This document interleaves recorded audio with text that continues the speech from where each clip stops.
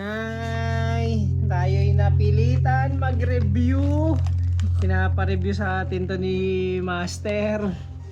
Siya ay Smile Nuts. So nut siya. Taudo Burger. Yung pangalan. Tapos may flavors. Sokola, Chocolate. matcha, Truyentong. Traditional. Yun yata ang ano eh. Traditional yan. Parang tama rin ba yun? Traditional. O, sige.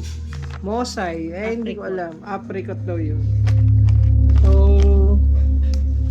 pipili lang tayo ng isa. Ha? Hindi ko alam kung ano to. So, nuts siya. Hindi. May nuts siya. So, para siyang... Teka lang ha. Ano ba tong flavor na to? Mukhang baka chocolate Ano to. siya? Red date. Yung date siya. Red Dates. apple. Date siya Yeah. na may nuts. Hindi sa date, sorry. Ay, ano? Oh, dates yan. Ang gulo na nagpapa-review. So, eto na guys. Ito ang itsura niya. May nuts sa loob. Red apples nakalagay. Ingredients. Red apples, cashew, Parang ano? marshmallow, buttermilk powder, creamer. So, it's a dessert. Oo, so Yes, may marshmallow. amoy ano siya, kiamoy. Oh, wait, Amoy sweet, kiamoy sweet. siya. Let's do this. Let's choose. Chewy. I want the... Parang goma. Tatanggal yung bracket. Nakatanggal siya ng bracket. Okay. Hindi naman siya hindi masarap. Something new lang. Ang nalalasahan ko, lasa siyang prunes. We'll try the white one.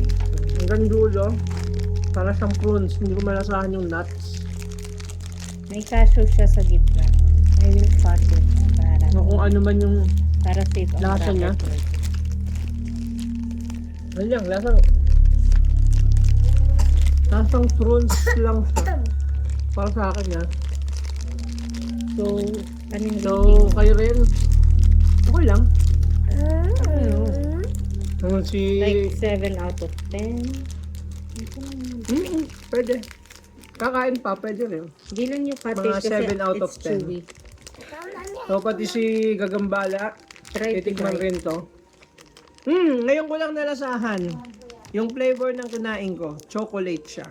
Chocolate. Paano mo nalaman chocolate to sa akin? Yung kulay nito. Ay, nasa loob. Ito. Parang pare-pareho siyang kulay.